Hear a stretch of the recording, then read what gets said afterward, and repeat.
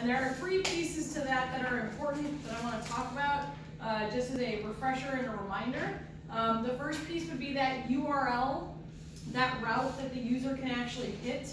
That's what happens first. So I'm going to put it first in my Visual Studio Code view. The second thing that happens is it goes over to views.py, right? And it looks for the correct method.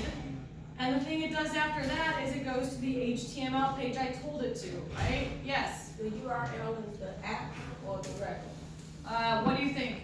The project. Yeah, the app. Yep. The app URLs. That's where you are going to write your own custom URLs. Right? There is the project URLs, of course. Let me get that open.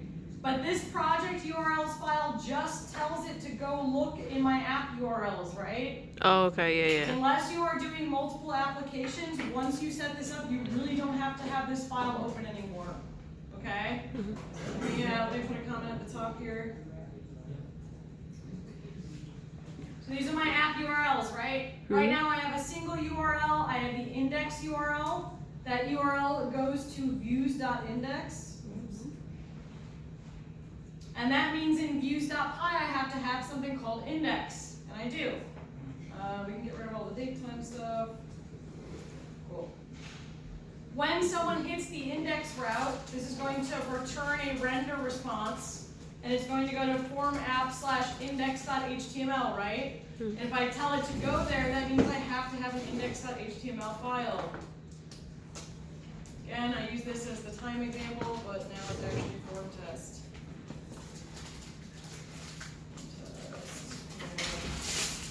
If you do not test your project at this point, you are doing yourself a terrible disservice, okay? You need to code a little, test a lot. So anytime I start up a new project, I make sure that once I get one app going, and I get one page going, one HTML page with the URL, the views.py method, and the actual HTML file, once I have those three things, I test. And I do that for almost every route. Let me get my virtual environment started up.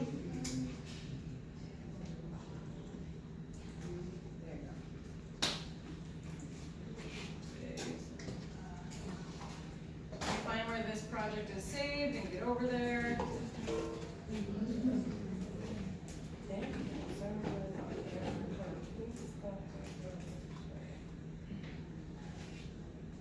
Intro, so we're in form test. So that's where I'm going to go. I'm going to check and make sure I'm in the right place to run my server. I am. So Python manage.py run server.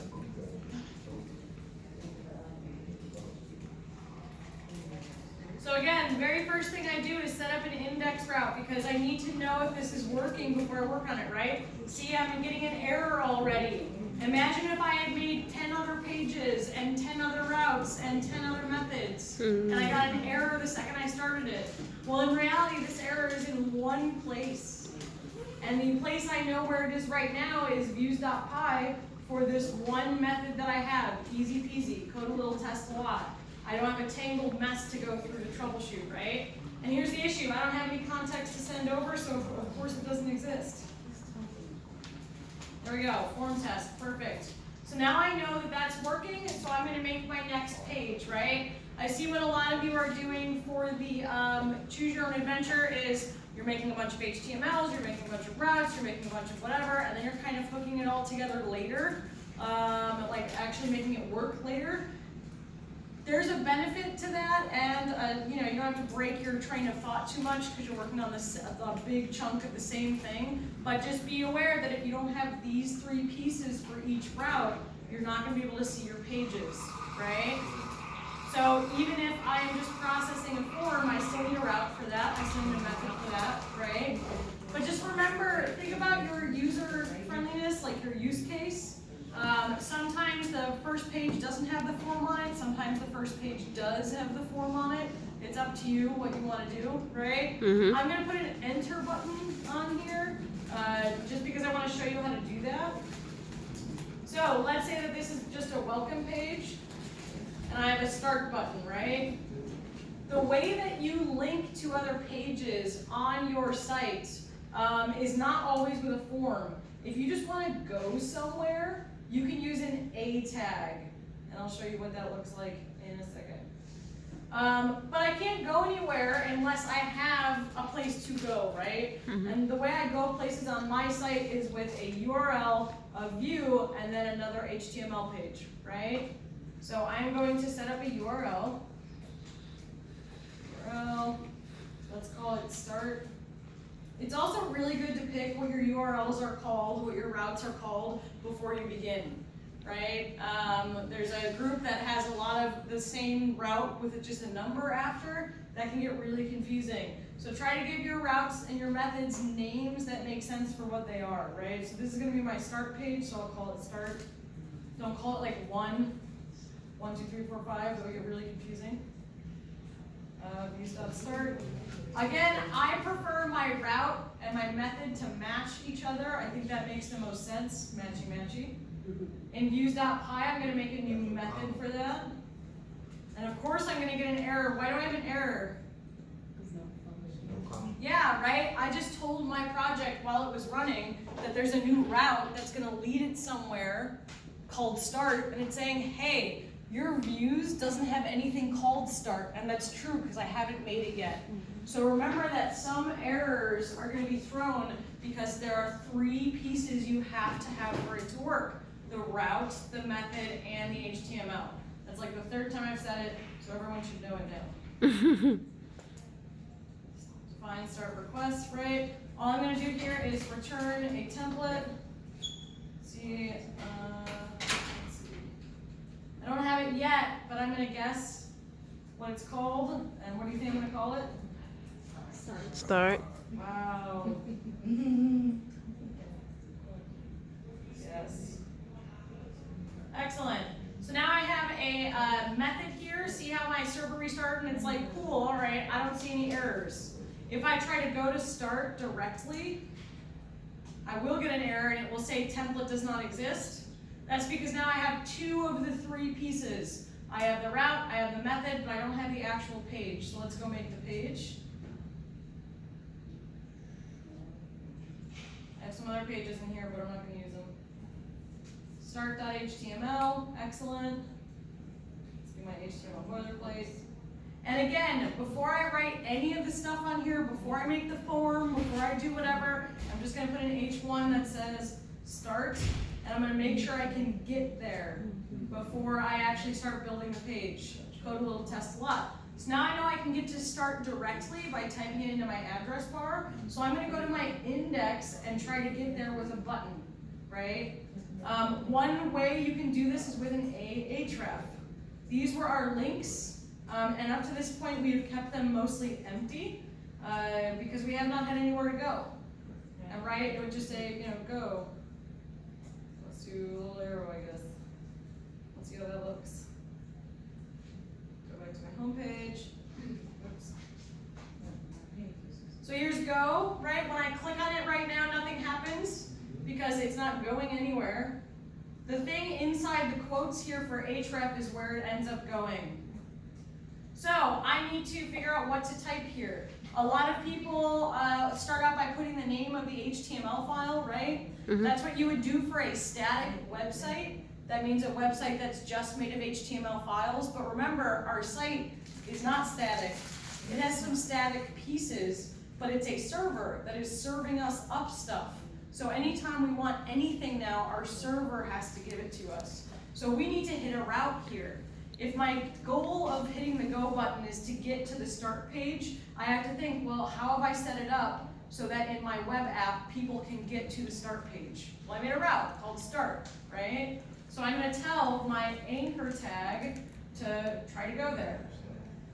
So, hey, anchor tag, go there for me. You ever start thinking about it like you are hiring a bunch of people to help you do something in this web application, right? You have your person who handles the routes, you have your person who handles the methods, you have your person who has your HTML files, right? And every little component is like someone doing a small job for you. So are all your anchor tags are the people who are going to type in the address bar for you, right? So you're basically saying, hey, anchor tag, I want you to go put /start after the home page at the top. Does that make sense? So that's exactly what it will do. When I click on it, it will type /start for me because I told it to. And then the little guy in the box handling my routes will look in urls.py and say, what happens when someone hits start? Well, let's go to views.start. And the views guy will be like, all right, cool, I have something called start here, and that is telling me to render a page called start.html. Does that make sense to everyone? Yes. I know it does, because you've been doing it all day, and you've been doing awesome. So thank you for being awesome. But that's routing, that's basic routing, right? So what I like to do is, I like to set up placeholder dummy pages for everything on my site first. That's usually how I like to flow through things. It's called a clickable prototype. You kind of did this your very first routing project, your first Django project, or maybe it was the second one, with like the blog placeholders or whatever, right? You didn't have buttons connecting them, but you had all the placeholder pages, right? And that kind of takes a lot of stress away, because then you have a bunch of routes set up and they all work, showing you a bunch of pages that all work. And then you can spend your time designing pages or making the buttons to hook them together, right? So I would recommend trying to adapt to working that way. You know, get all your routes set up even if it's not how it's supposed to work yet. That's why it's also good to do the planning like we did for the adventure project, where you have the literal flow chart, right? Because then you know exactly how many pages you need. So let's say that this is the start page and I'm gonna have a form on it, and that form is gonna ask them their name. I saw a lot of people doing that. So, I don't like making forms. I'm gonna go find one on the internet. HTML form generator. Sweet. If you think that you can find it on the internet, you can. Trust me. So here's an HTML form generator, right? Let's see. I want a form. Let's just click generate form and see what happens. Oh, it's empty. Okay, I know I'm going to want a label and an input and a button. Generate form. Sweet. There we go. Name Frank checkbox. So now I'm going to copy that whole little form, and I'm going to paste it over here in my start page. Wow. Don't reinvent the wheel. Yes. All right. Well, I didn't start that. Here we go. Name Frank checkbox. Excellent. But here's the thing about forms in Django. A lot of the pieces in the form are important now. We have to have certain things or it won't work, right? Remember that everything, apparently I got two little forms here. Remember that everything's being handled by a server, and that server is serving up responses, right? A form is a fancy kind of request. So instead of knocking at the door to have them open it, you are now knocking at the door to give them a letter. You're basically delivering a post. That's why it's called a post request, right? So this form is going to submit all this data in the form of a fancy letter to our server. And our server is going to do something with it, right? So the first thing we need to do is make sure that we have a way for our backend to grab the data from this form, right? And this form is a little complicated. So let's see. I'm going to get rid of the checkbox. I love checkbox. Let's see. No, it's not too bad. Okay. So, labels. Labels on forms are meaningless. All they are for is the one underneath it. And for just means that they're related to one another. But you can have labels without that. So if you want to get the simplest style of form possible, you can just say label, it doesn't matter. This doesn't even need to have a value because we're going to set it. So let's, we'll keep the break there. Type submit, value submit. I don't think you even need that. Pretty sure that's all you need for the form to do its thing. Right? So we have the label, which is name. We have an input with the name of name. And that input is type text. And that type just tells it that it's something that we can type in. Does that make sense? Mm-hmm. Then we have a submit button, right? Button type submit. When I click on it, see how nothing happens? Notice though, and actually my display is really small. Hang on. 1 second.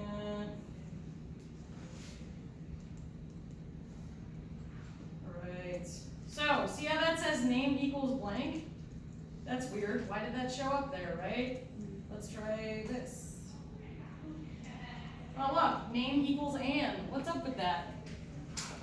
Isn't that kind of cool? Mm-hmm. So this is saying localhost 8000 /start question mark name equals and, right? And that's because I have not given this form anywhere to submit the data yet, right? But that's what forms do.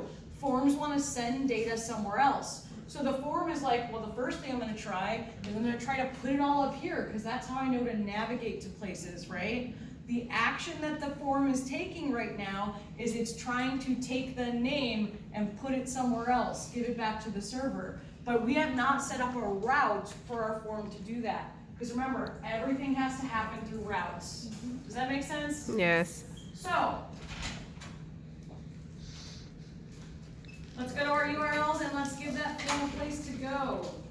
Anytime I have a form that is submitting from a specific page, I like to say the name of the page and then underscore form. That way I know, hey, this is the route that the start form is going to submit to, right? I try to name things in a way that makes sense. Usually you'll just call this process. We're processing the form somehow, right? Does that make sense? Mm-hmm. Start form, maybe even process, start form. Be as long as you want with any of these names so that you know what they do. And yeah, let's be long. Process, start form. Awesome. So if I set up a route, what's the second thing I need to do? Matchy matchy. Yeah, I'm gonna set up the method. Okay, define, process, start, form. It's long, but I know what it does, exactly, there's no question about it. And then let's render a success page, which I think I already have. This is not how we're gonna keep it. I just wanna talk about it, so those of you who know why this is wrong already, shut up for a second, please. You know I tease you because I love you. All right, so process start form. We're gonna go to this page, right? So where do I tell my form how to get there? So I have to give my form a special action. So I tell form, hey, you have an action that you need to carry out.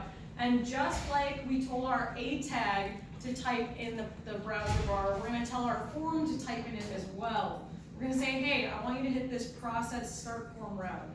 And I need you to tell the back end that you're doing this with a post. So essentially we're telling our form, hey, I want you to go say, psst, I have a post to the server. And I want you to do that by going through this channel, right? Instead of just trying to throw the data out anywhere, which is what it was doing before. Are you with me? Yes. Mm-hmm. All right, let's try it.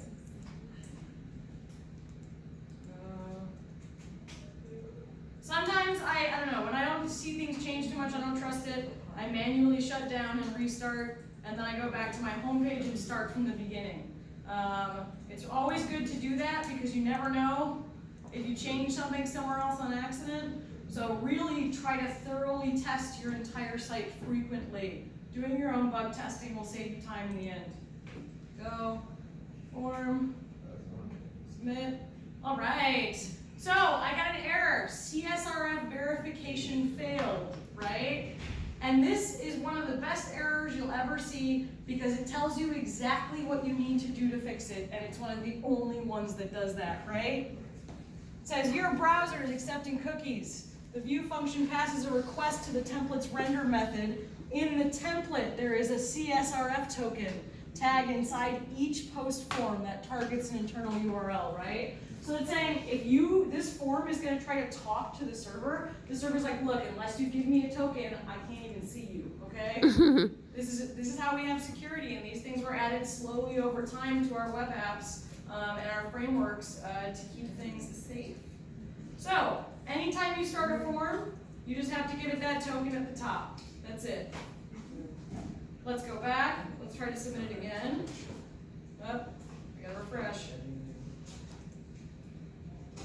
Oops.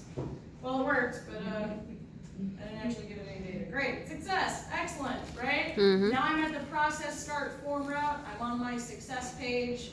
Does that make sense to everyone? Yes. Cool. let's remind ourselves so we can see that data on the back end. So if I want to see the data, what I want to do is go to the route that processes the form and print out that data. The way that I do that is I say, hey, I know someone's making a request to the back end, and I know they're going to hand me a post. So I say, let's print out request.post. So let's go and do that. And there it is, right? So the thing that I'm getting, the thing that's being handed to me, the back end, is this query dictionary, right? I made a query. I made a request. Just all those different words that mean the same thing, basically. I got this CSRF token that's all these randomly generated things. That's how my server knows that this is legit. This is a form that we made that we said is clear to get into the club, right? And then we have a key value pair here, name and, because that's what I typed in the form. If I wanted to change the key name for that, I would change it in name on the form. So instead of saying name equals name, I could say name equals banana. Let's refresh again.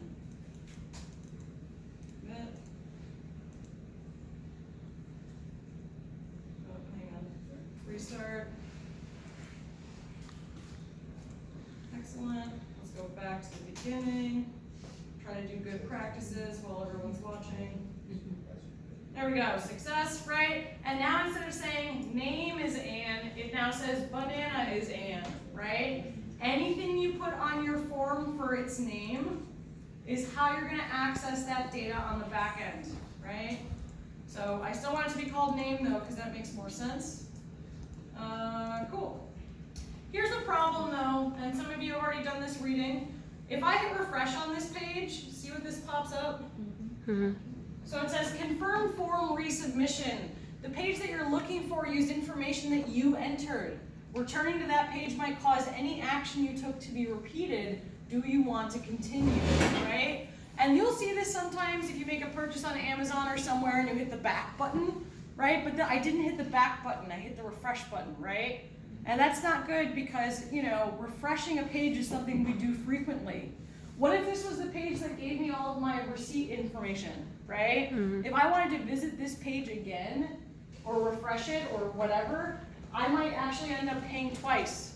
If a user was registering in our database and they refreshed this page, they would register twice, and we would get double data, right? Mm-hmm. So, we know how to render a page, we've done that, we're pretty comfortable with it. You can render on your post requests, but just be aware that you might get that double data, right? Does that make sense to everyone? Yeah. So instead of rendering on this post request, I am now going to redirect. And that's the basic process for forms that's accepted, industry standard, right? So not only do you need 3 pieces every time you want to hit a route on your site or hit a page on your site, you now need 3 pieces every time you want to do something with a form, right? You need the route that has the page that renders the form, you need the route that only processes the form, and then you need the route that other route redirects to after it's done. So we're going to have another middleman. We're hiring someone else to do something else in our system, right? Yeah, complicated.